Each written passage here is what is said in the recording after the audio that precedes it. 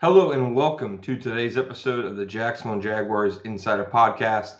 My name is John Shipley. I am your host and beat reporter, and I have been your beat reporter covering the Jacksonville Jaguars for OnSI every single day since August 2019, and we're continuing to move forward through yet another offseason together. All right, folks, welcome to today's episode. Today we are going to talk about my 4-round combine mock draft. This was from about several days ago before the combine testing. I will obviously have a new one after, but these are kind of where my thoughts are for the Jaguars, this draft class, and the Jaguars' top picks as of right now. Of course, the Jaguars' first pick isn't until pick 56 due to the Travis Hunter trade.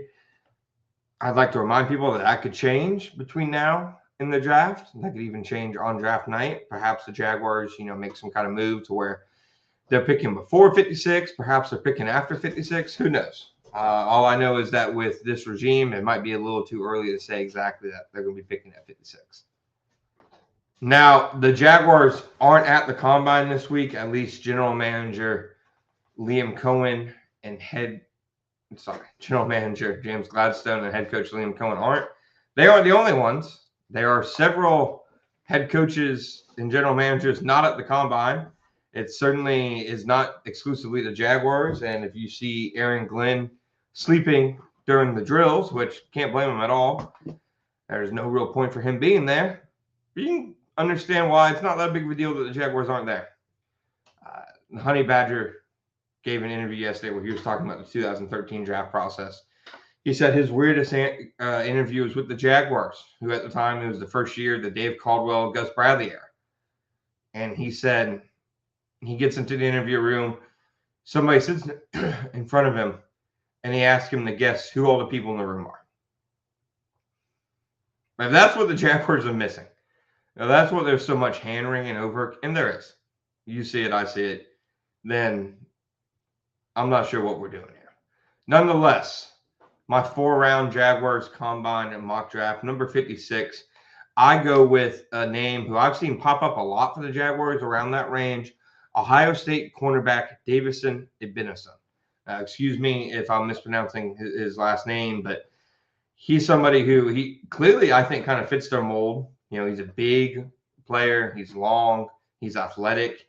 He's thrived in both man and zone. He comes from a really talented defense, has a lot of production. And I think it's pretty clear that, what they need at cornerback is somebody who can step in and play right away. If they're looking to add a rookie corner, especially with their top pick, it has to be somebody who can't sit and develop. They have to develop as they go. And I'm confident in the Jaguars' ability to develop young defensive backs. It was kind of their superpower on defense last year. I have no reason to think it'll be different this year, especially if, they believe that they've improved the coaching on that side, which they very well might have. So I think this is a guy who, like I said, can play right away, has some experience, but still has some upside.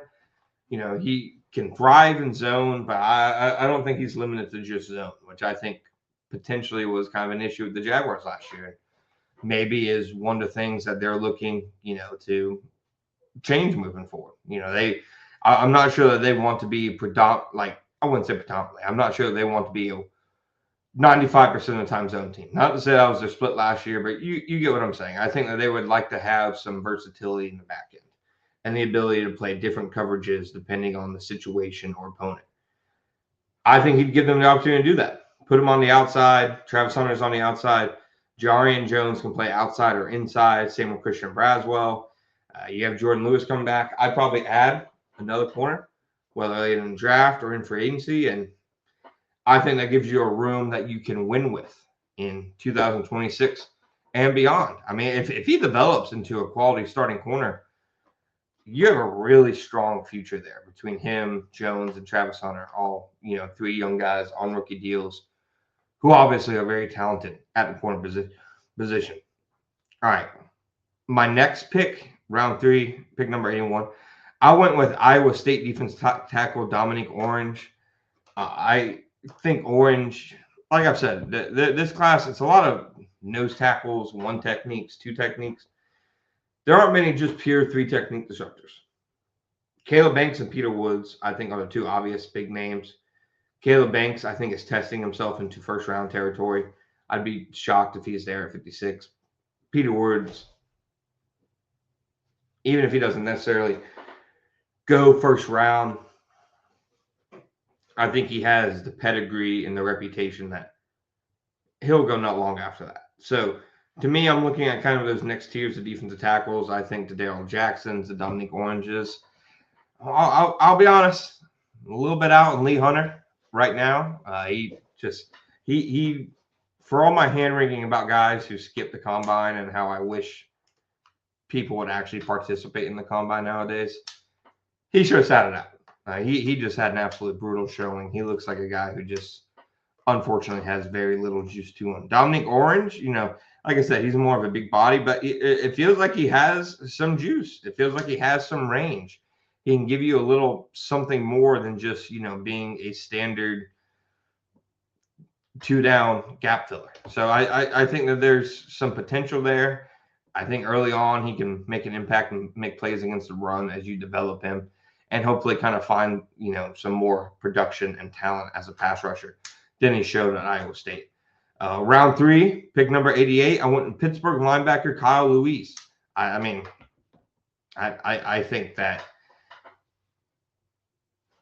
it could be hard to determine what the Jaguars are really looking for at linebacker in terms of a Devin Lloyd replacement because they inherited Lloyd.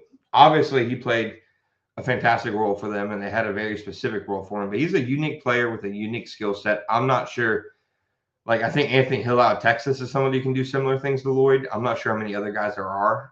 Kyle Lewis, I wouldn't exactly. He's smaller.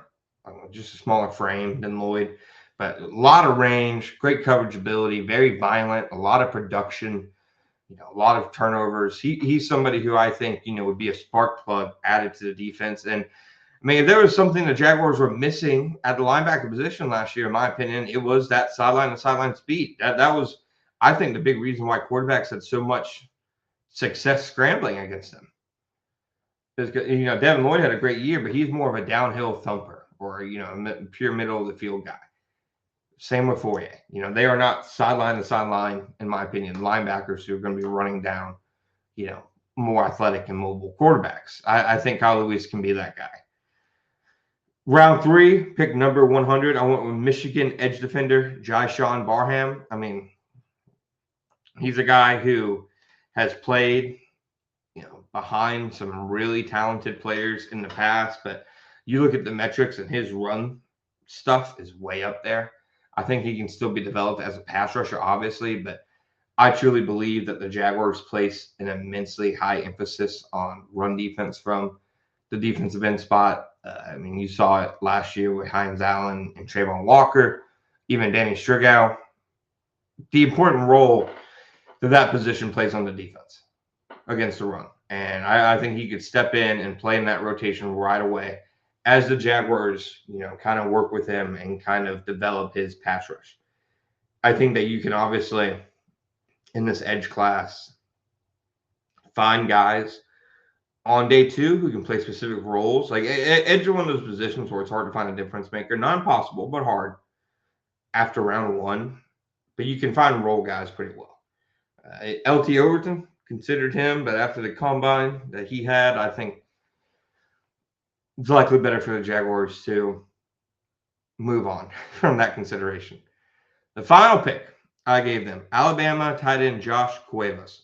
I think that the Jaguars, look at their combine visit so far. They've talked to several tight ends. I think it's clear the Jaguars are going to make some kind of move one way or another at the tight end position. Brendan Strange is fantastic, one of their best players. They love him. They need more behind Brendan Strange. The trend for the NFL right now is 13 personnel. If you can get 13 personnel with effective pass catchers and run blockers at the tight end position, you can dominate on offense. The Jaguars couldn't do that last year. Nobody was scared of Hunter Long. Nobody was scared of Johnny Munt. I think the Jaguars need to find a young, athletic, dynamic tight end who they can play, obviously, behind Brendan Strange, but also with Brendan Strange. I think it needs to be in consideration very early on in the draft.